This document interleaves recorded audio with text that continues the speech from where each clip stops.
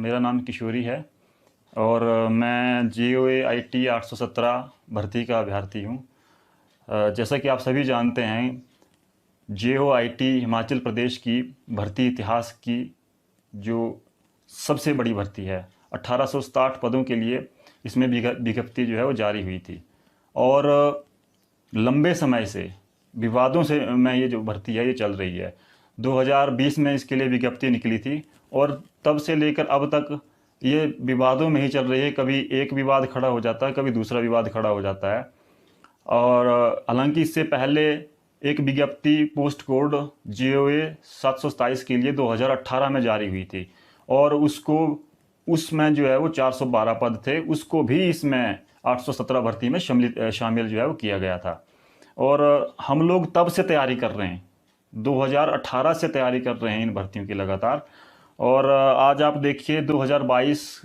आ गया है और 2022 भी आधा समाप्त हो चुका है।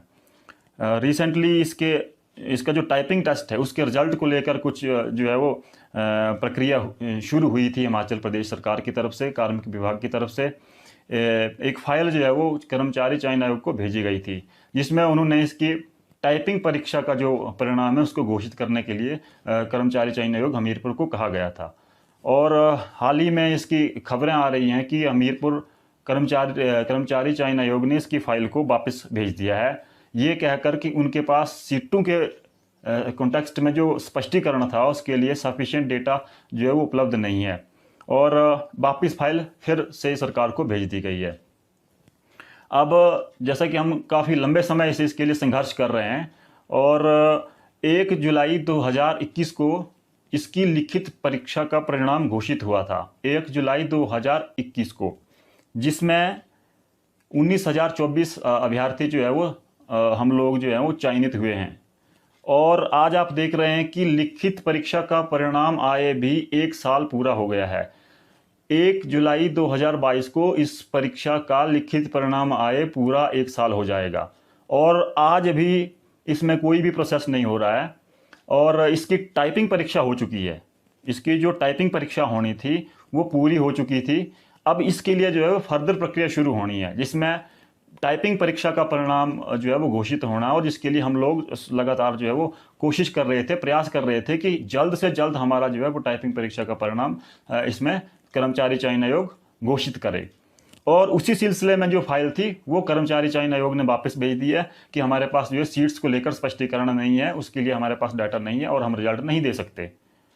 अब प्रतीक्षा करने की भी, अब हमारी भी सहन शक्ति की आप परिकाष्ठा देखिए, कितने लंबे समय से हम इसमें जो लगे हुए हैं, कितनी परेशानी झेल रहे हैं। आज हमारे माँ बाप घर में पूछ रहे हैं कि आपका रिजल्ट कब आएगा, 1 साल से यही पूछ रहे हैं और हम वी आर नाउ आंसरलेस कि हम अपने माता पिता को घर में क्या जवाब दें कि ये रिजल्ट क्यों नहीं आ रहा है। और 31 दिसंबर के जो माननीय उच्च अदालत की इसमें जजमेंट आई हुई है, उसमें उन्होंने साफ साफ लिखा हुआ था 31 दिसंबर 2021 की फाइनल जजमेंट इस केस में, क्योंकि ये मामला जो है वो अदालत में विचाराधीन था। तो फाइनल जजमेंट है जो 31 दिसंबर 2021 की है। उसमें माननीय अदालत ने ये कहा था कि जो सीटों को लेकर, पीछे की सीटों को लेकर कोई जो इसमें डिस्प्यूट था, उसको, उन सीटों को जो है वो आप होल्ड करें और उनको छोड़ करके बाकी की सीटों पर जो है आप भर्ती प्रक्रिया को कंटिन्यू करें। बोर्ड को और सरकार को ये निर्देश दिए गए थे। अब 31 दिसंबर, आज आप देखिए 31 दिसंबर 2021 से आज 6 महीने पूरे हो गए, जून खत्म हो रहा है, जुलाई आ गया है। और मतलब बड़े हैरानी की बात है, क्या सरकार के पास या कर्मचारी चयन आयोग के पास 6 महीने में भी ये डेटा उपलब्ध नहीं हो पाया कि कौन कौन सी सीटें हैं जिनको होल्ड करना है और कितनी सीटें बच जाएंगी जिन पर इन्होंने रिजल्ट निकालना था। आज 6 महीने के बाद अभी सरकार और कर्मचारी चयन आयोग ये बोल रहा है कि हमारे पास उसके लिए डेटा नहीं है। मतलब 6 महीने से क्या सरकार क्या कर रही है, बोर्ड क्या कर रहा है, क्या वो इतना डेटा नहीं जुटा पाए? माननीय अदालत के कहने पर भी क्या इतना डेटा वो नहीं जुटा पाए कि आज वो इसके लिए जो है वो माननीय अदालत के निर्देशानुसार ही जो है इसके लिए रिजल्ट निकालें? अभी आप देखेंगे कि इसमें जो है इसकी मूल्यांकन परीक्षा प्रक्रिया भी होनी है, जो 15 नंबर के लिए होती है, जिसको हम डॉक्यूमेंट वेरिफिकेशन बोलते हैं। तो अभी देखिए, अभी आप 1867 पद हैं, उसको 3 से मल्टीप्लाई करके तो 5 साढ़े 5 हज़ार लोग इसके लिए जो इसकी डीबी होनी है, डॉक्यूमेंट वेरिफिकेशन होनी है, मूल्यांकन प्रक्रिया होनी, तो उसमें आप देखिए कितना लंबा समय लग जाना है। और मुख्यमंत्री हिमाचल प्रदेश, अब हमें ये पता नहीं कि क्या मुख्यमंत्री हिमाचल प्रदेश ने किसी सरकारी अधिकारी की इसमें ड्यूटी लगाई है, क्या कोई सरकारी अधिकारी इसको देख रहा है, कोई किसी को चिंता है भी या नहीं है, क्या बोर्ड के साथ सरकार कोऑपरेट कर रही है, क्या बोर्ड सरकार के साथ कोऑपरेट कर रहा है। हमें तो अभी तक यही पता नहीं लग रहा कि ये भर्ती कहाँ पर रुकी है, इसके रुकने का कारण क्या है। और हम मुख्यमंत्री जी फिर से ये रिक्वेस्ट कर रहे हैं, फिर से लगातार बार बार ये हम निवेदन कर रहे हैं कि मुख्यमंत्री स्वयं इस मामले को देखें,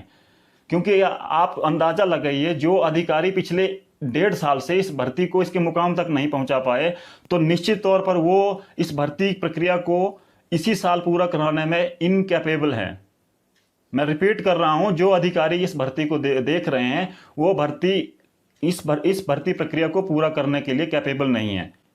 1.5 साल में आप देखिए, भारत जैसा देश मंगलयान और चंद्रयान बना देते हैं, इनसे यही नहीं पता चल रहा है कि भर्ती में क्या करना है, कहां से क्या सरकार के पास, क्या सरकार के कार्मिक विभाग के पास और चयन आयोग हमीरपुर के पास ये डेटा नहीं है कि 556 में जो वैकेंसीज खाली रही थी, उन वैकेंसीज में कौन कौन से डिपार्टमेंट में कौन कौन सी श्रेणी की जो है वो आगे 817 में शामिल की गई थी। क्या सरकार और कार्मिक विभाग और कर्मचारी चयन आयोग बिना रिकॉर्ड के काम कर रहा है?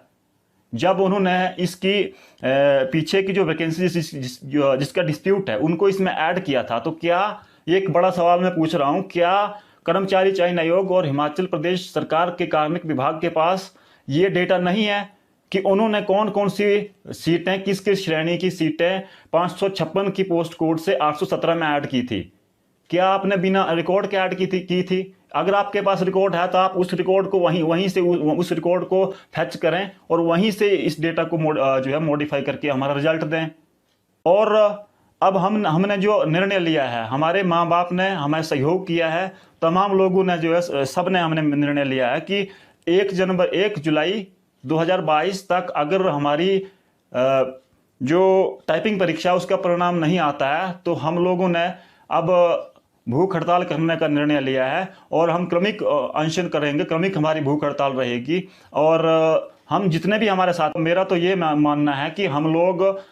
जब 1 जुलाई के बाद हमीरपुर के लिए प्रस्थान करेंगे तो तमाम इंतजाम हमने कर लिए हैं और उसके मद्देनजर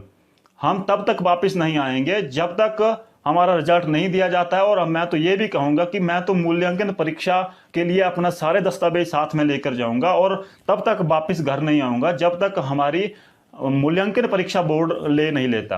क्योंकि मैं 500 किलोमीटर बोर्ड से दूर बैठा हूँ अभी। और अगर मैं आज 1 जुलाई को जाऊँगा, फिर दोबारा मैं मूल्यांकन परीक्षा के लिए फिर से बोर्ड जाऊँगा, तो उससे बेहतर जो मैंने सोचा है कि मैं अपने सारे दस्तावेज भी साथ में लेकर जाऊँगा और जब तक बोर्ड हमारी मूल्यांकन परीक्षा पूरी नहीं करता तब तक हम वहीं पर बोर्ड में बैठे रहेंगे। एक और बड़ी बात मैं बोर्ड के अधिकारियों, सरकार के अधिकारियों, कार्मिक विभाग, चाहे मुख्यमंत्री हो चाहे मुख्यमंत्री के सचिव हैं, एक और इसमें साधारण सा रास्ता निकल सकता है। अगर अभी फॉर द टाइम आयोग के पास इसका डेटा नहीं है कि कौन कौन सी कोई डेटा जो वो कह रहे हैं कि वो मैच नहीं कर रहा है, तो आप पूरे जो हमारे 1860 पद हैं उसके लिए मूल्यांकन परीक्षा जारी कर दें, इस नोटिस के साथ कि आप जो ज्वाइनिंग है वो लेफ्ट आउट सीट्स को छोड़ कर देंगे। एक नोटिस डालें आयोग कि हम जो मूल्यांकन परीक्षा है वो पूरे पदों पर ले रहे हैं, लेकिन जो ज्वाइनिंग होगी वो जो लेफ्ट आउट सीट्स को छोड़कर, जो 556 की सीट है उनको छोड़कर जो बाकी पद बच जाएंगे उन पदों पर होगी। ऐसा एक नोटिस निकाले और पूरे के पूरे 1860 पदों पर इसकी मूल्यांकन जो प्रक्रिया वो जल्दी शुरू करे। हमारी और हमारे माता पिता की ये भी चिंता है कि अभी खबरों में आ रहा है, हम भी देख रहे हैं, सुन रहे हैं कि सितंबर में जो है वो हिमाचल प्रदेश में आचार संहिता लग जाएगी। और फिर अब तो अगर आचार संहिता लग जाती है तो ये तमाम चुनावी दौर शुरू हो जाएगा हिमाचल प्रदेश में, तो ये भर्ती 2022 में भी पूरी नहीं होगी। 2018 से चली हुई भर्ती अगर 2022 में भी पूरी नहीं हो रही है तो इससे बड़ी फ्रस्ट्रेशन और इससे बड़ा दुख की बात, अफसोस की बात हमारे लिए क्या हो सकती है।